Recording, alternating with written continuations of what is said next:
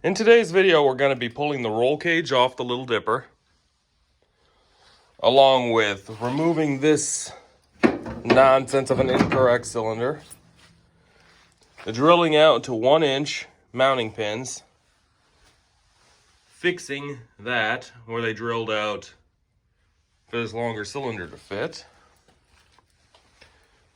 reinforcing the chassis and boom like how most other equipment does with a collar,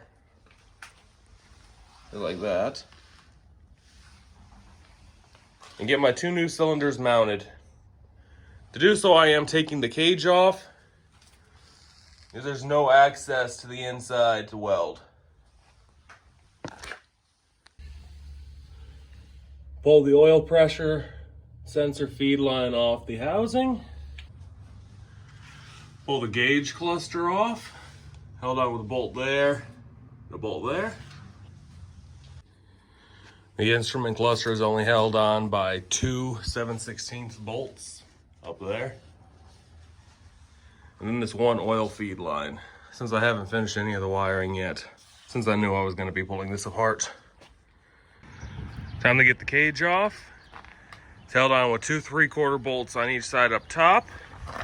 And then down here, we have, I believe that is a 9/16. Let's get these going.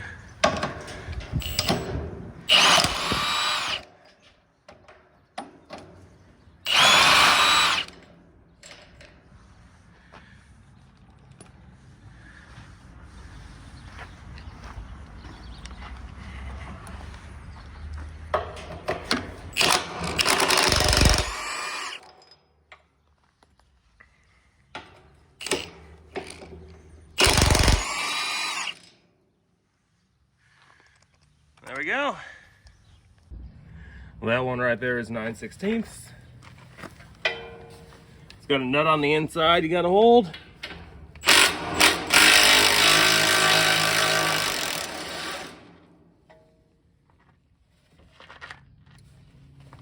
There we go.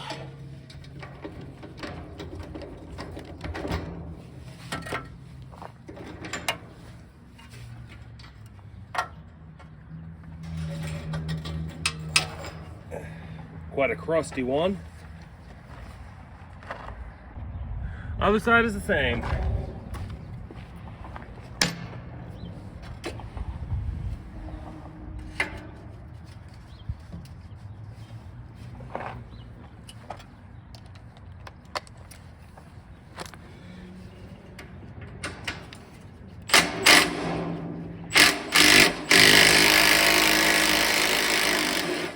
There we go.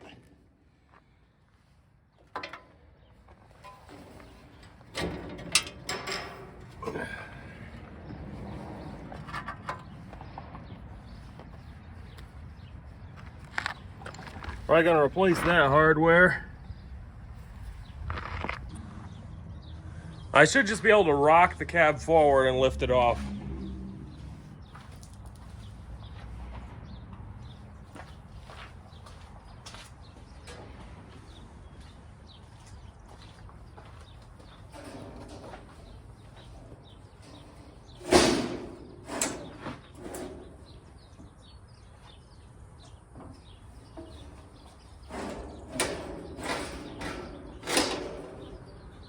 Oh,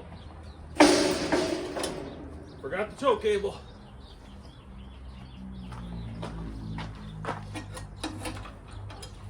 Oh, it disattached itself. We're fine.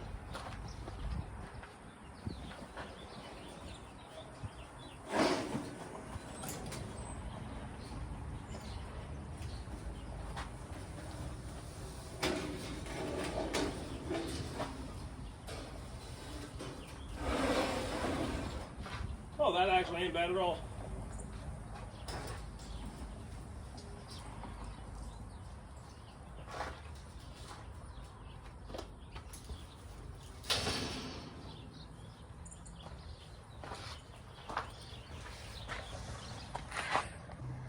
Let's get this incorrect hydraulic cylinder off of here. Somebody just ran a bolt through it.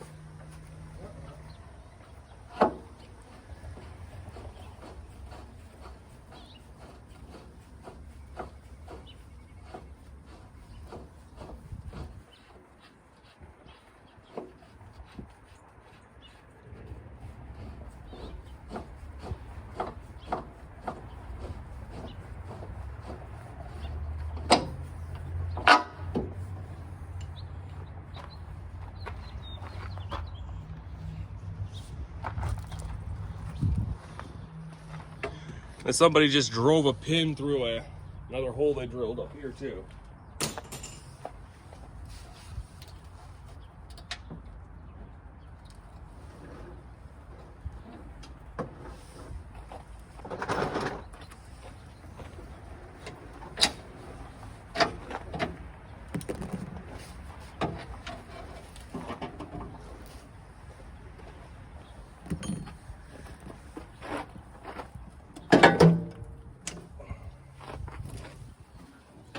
That oil's about as dark as my stout. Got that cylinder out. Firstly, somebody had a quick disconnect on this side, and this one is just standard 3/8 NPT.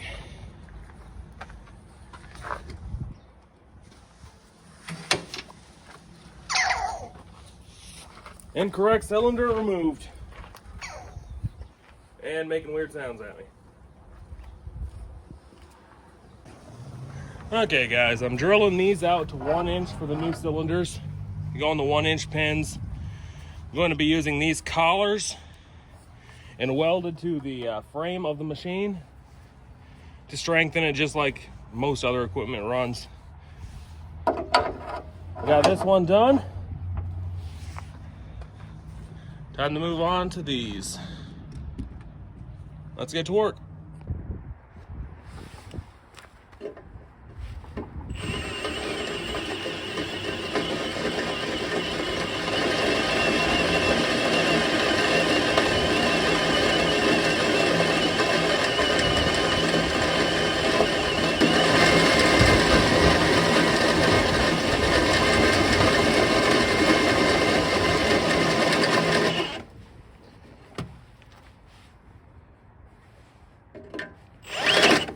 Ow.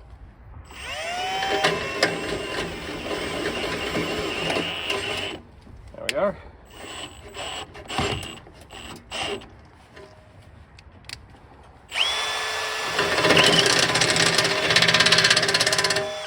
There we go.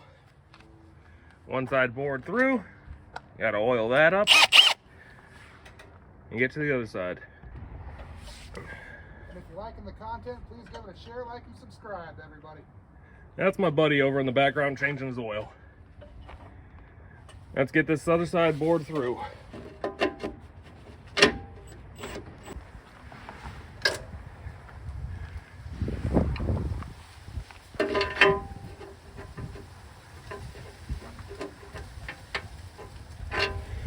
Touch it up a little bit with the file since it's bored all the way through.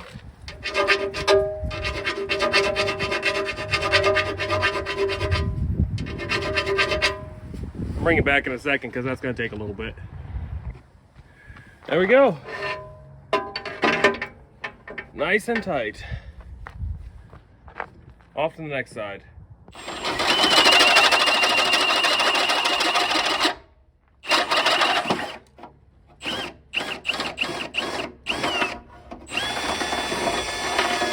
There we go. Let's see if we got this. Just need to touch it up a little bit on the inside. There we go. That one's touched up and pin moves freely. No wiggle. Good to go on that one.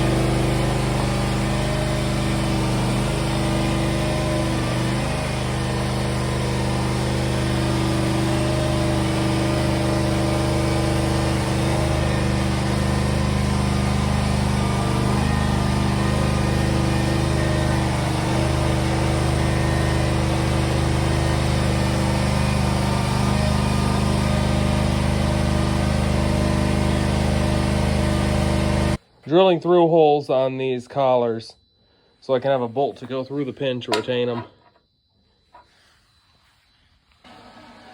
I just got this tacked on.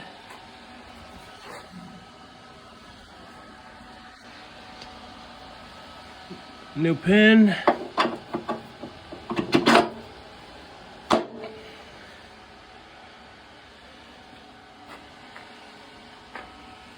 That's gonna work perfect.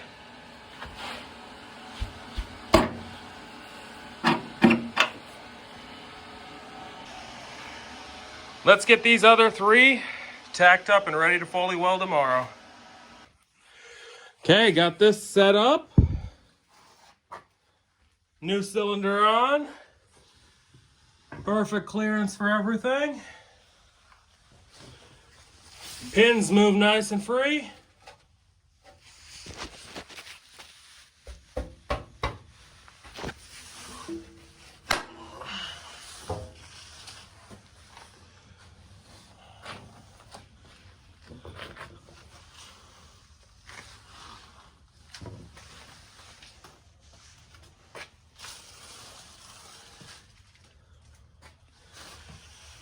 Re-welded that hole somebody else drilled for that longer cylinder.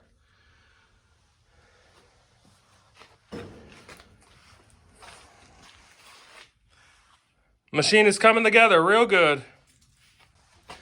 Of course, I'm gonna have to cut down these front pins. They're about 1.5 inches too long, but they're a universal 1-inch pin. They're easy enough to get my hands on.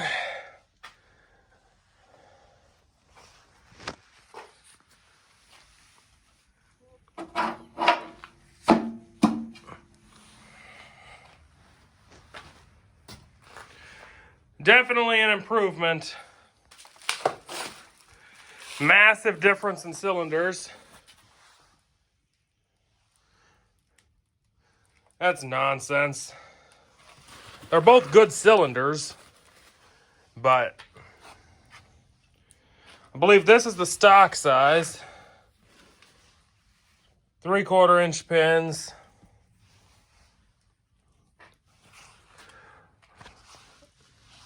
Not an easy cylinder to find, and having one made can cost several $100 more than buying the set of new ones I just picked up.